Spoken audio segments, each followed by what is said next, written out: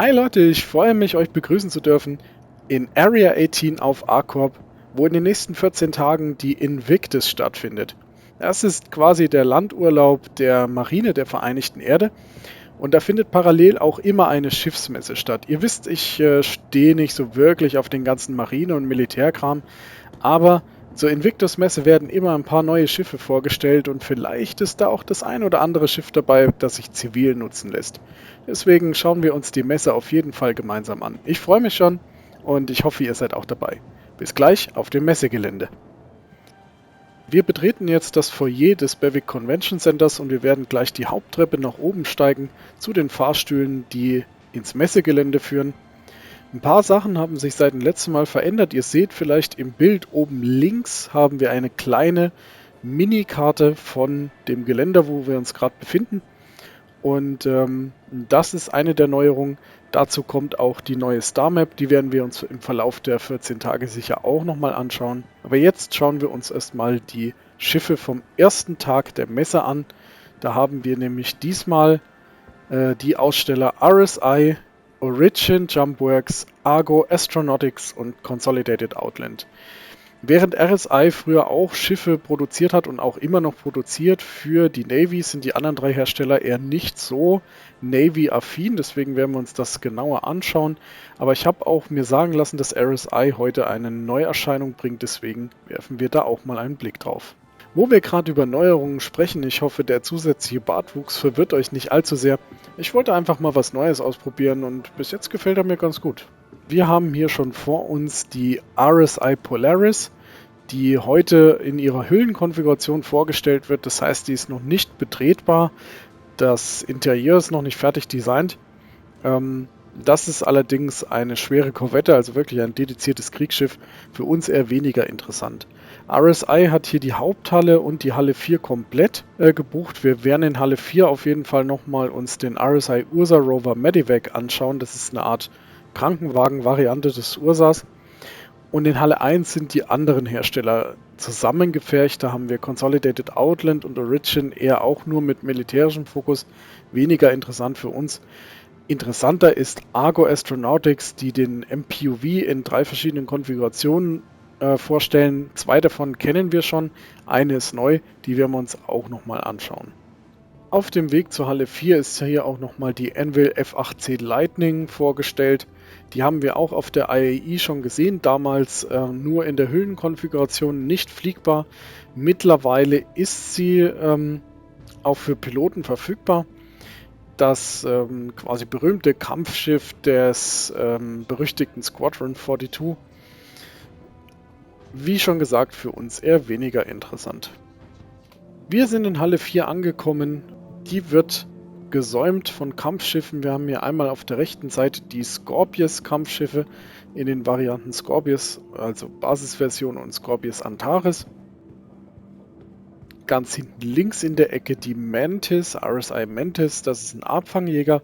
Und auf der linken Seite die Aurora, das ist eigentlich ein kleiner Transporter oder ein kleines Transportschiff, aber hier in der Konfiguration LN als kleines Kampfschiff ausgelegt. Und hier in der Mitte haben wir dann die RSI Rover, Ursa Rover genannt. Wir haben auf der rechten Seite die Basisvariante Ursa, in der Mitte ganz prominent den Medivac Ursa und ganz hinten links passenderweise den Lynx, eine Luxusvariante des Ursa Rovers.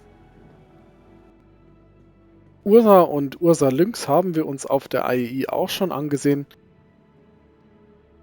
Den Medivac schauen wir uns heute an. Das ist nämlich die Neuerscheinung von RSI. Den gab es zur IAI noch nicht. Betreten kann man den Medivac über die Klappe an der Seite. Da sieht man auch direkt vor sich auf den Komponentenschrank.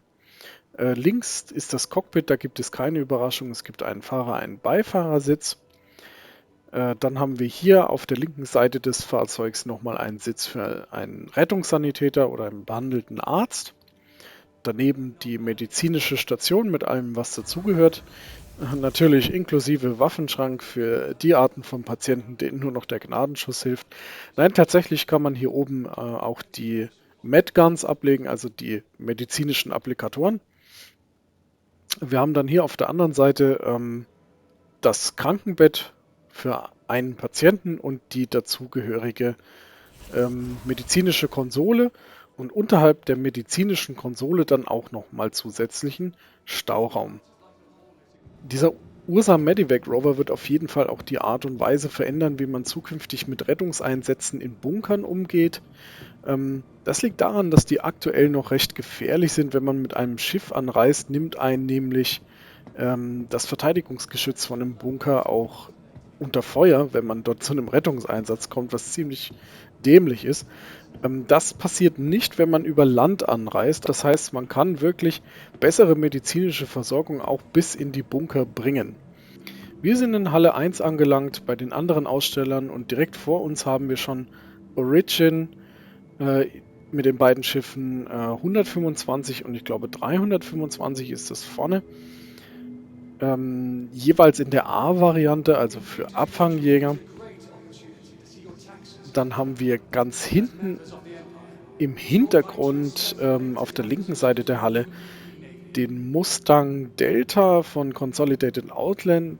Das sind beides Delta-Modelle, also das reine Kampfschiff, leider kein Mustang Beta dabei, der für längere Flüge gedacht ist. Und in der Mitte haben wir dann letztendlich Argo, die hier nochmal ihren SRV vorstellen, den Abschlepper prominent platziert mit dem Heck nach hinten, damit man den riesigen Traktorstrahl am Heck gut sehen kann. Und hier vorne klein die MPUVs, also die kleinen Cargotransporter. Und da haben wir hier direkt auf Platz 1 den Transporter mit Cargo-Modul. Haben da hinten im Hintergrund den mit Personellmodul.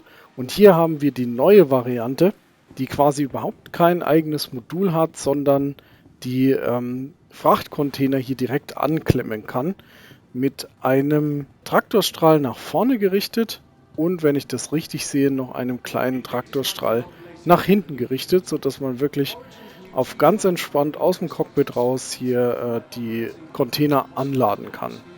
Das Ganze können wir jetzt auch nochmal aus der Nähe anschauen. Wir haben hier offenbar einen Tankstutzen, der sich einklappen lässt. Jawohl. Und hier können wir dann einsteigen. Schauen wir doch mal, da geht's rein ins Cockpit. Und da sitzen wir. So, und jetzt muss hier irgendwo ein Knopf. Das dürfte er sein. Ja. Und da haben wir jetzt Kontrolle über den Tractor Beam am Heck. Und könnten damit quasi Kisten einladen. Die Frage ist natürlich, warum investiert die Marine in Argo, eine Frachtfirma?